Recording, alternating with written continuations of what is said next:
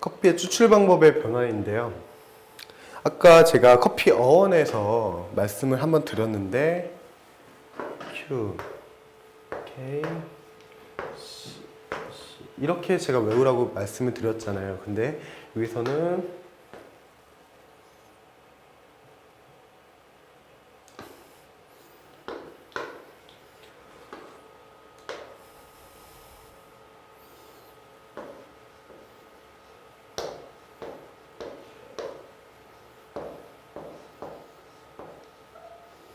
이렇게 제가 말씀드렸는데 여기서 K로 시작되는 이게 터키에서 만들어진 거예요.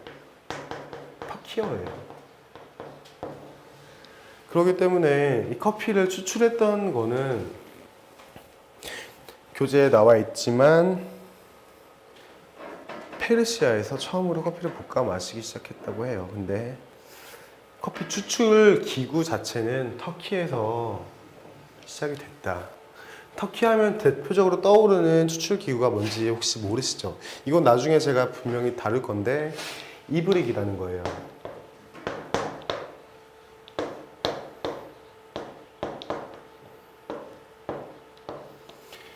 이게 이브릭인데 이 안에 커피를 잘게 이제 갈아서 넣고 이제 불이 있고 거기다 이제 물을 넣고 이제 끓이는 건데 거의 침출식이고 이게 처음에 시작됐던 추출 방법이었다. 이게 이제 점점 발전이 되면서 뭐 드립으로 됐고, 뭐 사이폰으로 되고, 뭐 에스프레소가 되고, 뭐 프렌치 프레스도 되고, 뭐 수동 에스프레소가 되고, 뭐 자동 에스프레소가 되고 이런 식으로 변화가 됐는데 처음에는 이브릭이 가장 우리가 알고 있는 커피의 추출 방법 중에 최초가 되었다는 점. 그 점 알아두셨으면 좋겠고요. 이브릭 다음에는 이 멜리타라는 이것도 핸드드립 과정에서 나중에 제가 다룰 겁니다. 이 부분에 커피 필터를 담고 필터 또는 뭐 종이가 됐든 뭐가 됐든 깔고 나서 위에다 커피를 갈아서 올려놓는 거죠. 그리고 물을 부은 거예요. 그러면서 이제 이 필터에서는 빠져나오지 않는 필터에서 걸러지고 이 아래는 커피 추출액만 이제 하게 됐는데 이 멜리타가 드립의 최초가 되었다는 점도 알아두셨으면 좋겠습니다. 이게 시험에 잘 나오진 않아요. 왜냐하면 정확한 그런 게 없기 때문에 정확한 근거가 없기 때문에 뭐가 먼저 나왔다 이런 건 책에도 별로 나와 있지 않고요. 그래서 제가 정리를 해봤는데 이브릭 그 다음 드립 그 다음 에스프레소 정말 이제 크게 생각하시면 이브릭 다음에 드립 그 다음 에스프레소 이렇게 발전이 된 건데 여기 교재에 보시면 마지막에 보시면 이브릭, 드립, 뭐 진공 추출, 증기압, 피스톤, 진공 펌프 이렇게 되어 있습니다. 근데 여기서 말씀드린 진공 추출, 증기압, 피스톤, 전동 펌프 모두 에스프레소예요. 그래서 나중에 혹시라도 이제 시험이 나오게 되면 이거는 맞아요. 진공 추출,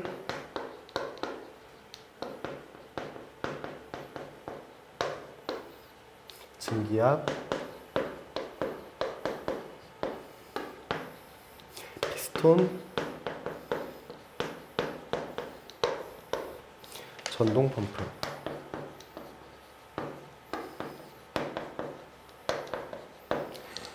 에스프레소 머신의 변화 과정에 대해서 바르게 서술한 것은 하면 이거 말씀드리면 돼요.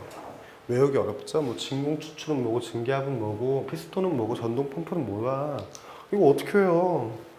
이럴 때는 아주 원초적인 방법으로 진공 추출 맨 앞 글자 진, 그 다음에 증기압에서 그 다음 증, 그 다음 피스톤의 피, 전동 펌프의 전. 이렇게 외워두시면 시험 볼 때 조금 수월은 할 거예요. 이거는 보통 이제 저희 나라 한국커피협회에서 출제되는 실제로 출제가 되었던 문제인데 저는 이거 이렇게 풀었습니다. 그냥 진공 추출, 증기와 피스톤, 전동 펌프 이렇게 알고 계시면 되겠습니다. 자,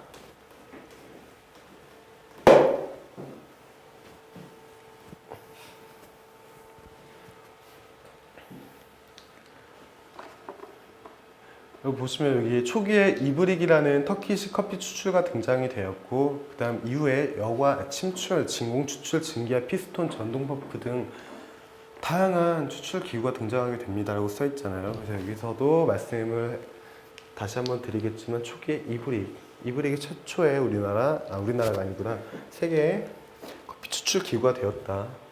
이 점을 알아두셨으면 좋겠습니다. 실제로 이제 다양한 추출이라는 그런 강의를 듣게 되면, 실습이 위주인 강의를 듣게 되면 모카포트,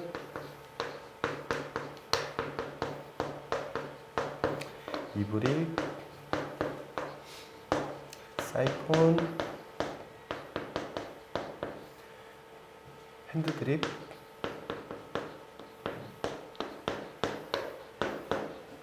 에스프레소, 이 5가지 추출 기구에 대해서 이제 다양하게 추출해보고 실제로 경험해보고 그런 과정이 이제 일반 학원에서, 이제 커피 학원에서 이제 다루게 되는 컨텐츠인데요. 이브릭은 다시 한번 제가 강조드리지만 최초의 커피 추출 기구였다. 꼭 기억해 주셨으면 좋겠습니다.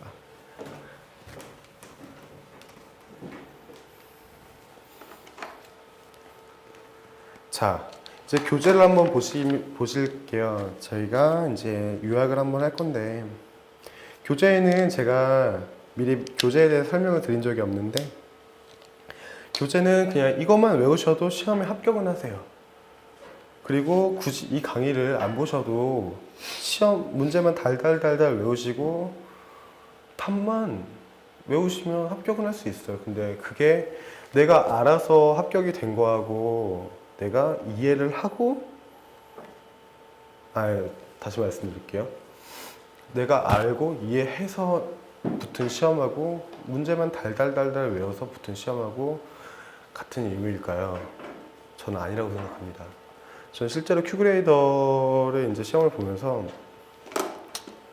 그거 만약 그 100문제 중에 한 70문제 정도만 통과를 하면 다 붙는 시험인데, 저는 그래도 되게 열심히 풀었고 내가 아는 지식 안에서 되게 자세하고 이게 왜 이게 정확히 답이 맞는지 몇 번이고 제 스스로한테 물어보면서 그렇게 배웠는데, 그렇게 시험을 받고 통과를 했는데 확실히 의미 자체가 다르다고 생각합니다. 그냥 무작정 문제만 외우면 시험 보고 나면 저한테 남는 게 없잖아요. 그래서 이제 간단하게 요약을 해볼게요. 커피의 발견은 3가지가 있었죠.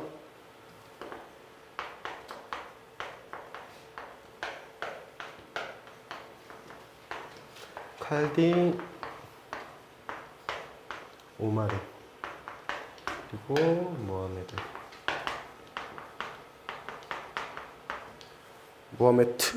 마호메트 이렇게 말씀을 많이 하시는데, 일단 중요한 건 칼디하고 오마르. 그 2번째, 초기의 커피는 발견 당시에는 의학적인 목적하고 종교적인 목적으로 사용했다. 그 다음에 이제 음료를 바뀌게 된 거죠. 초기의 커피 문화는 교재에 써 있다시피 제가 한 번만 더 말씀드릴게요. 초기의 커피는 부자들이 향유하는 비싼 음료였고, 통증을 완화시키기 위해 의학적으로도 응용되었으며, 이슬람 사원에서 수행 중에 졸음을 예방하기 위한 종교적인 목적으로도 응용되었다. 이렇게 알아두시면 되겠고요. 커피의 전파, 예멘, 메카, 인도. 만약에 커피 전파에 대한 문제가 나온다면 무조건 예멘, 메카, 인도 이렇게만 알아두세요. 이 앞에 뭐가 나오고 상관없습니다. 무조건 예멘, 메카, 인도. 이걸 떠나간다면 무조건 틀린 답이에요. 그래서 만약 예를 들어서 뭐 메카에서 뭐 이렇게 뭐 네덜란드가 껴있다. 이거 틀린 거예요. 커피의 어원 아까도 말씀드렸다시피 Q, K, C, C 이렇게 외워두시라고 제가 말씀을 드렸는데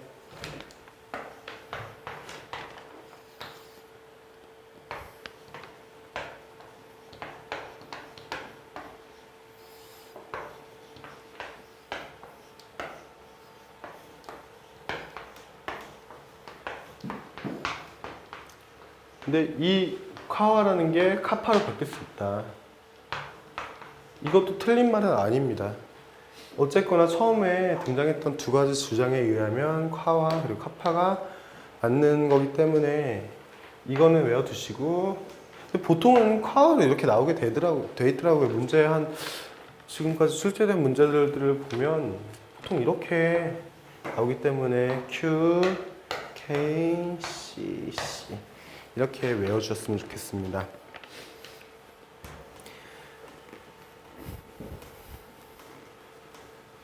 교재에 있는 부분들은 여러분들이 한 번씩 가볍게라도 스캔을 해주셨으면 좋겠고 만약에 제가 교재에 있는데 강의에서 다루지 않는 부분이라면 그만큼 비중이 사실 없는 부분이니까 그 부분에 있어서는 여러분들이 그냥 상식적인 부분에서 그냥 뭐 이 정도 알아두면 좋겠다라고 생각을 하셨으면 좋겠고요. 자, 1강은 이렇게 마무리하겠습니다. 그리고 2강에서는 커피 식물학 그리고 커피 품종에 대해서 다룰 거고요. 이 부분이 시험에서 거의 한 10문제, 한 5문제에서 10문제 사이로 많이 출제가 되는 비중 높은 그런 챕터니까 이번 강의는 가볍게 들으셨으면 좋겠고요. 2강부터는 집중해서 최대한 많이 내 것으로 만들겠다 이런 생각으로 들어주셨으면 좋겠습니다. 이상 1강 마치겠습니다.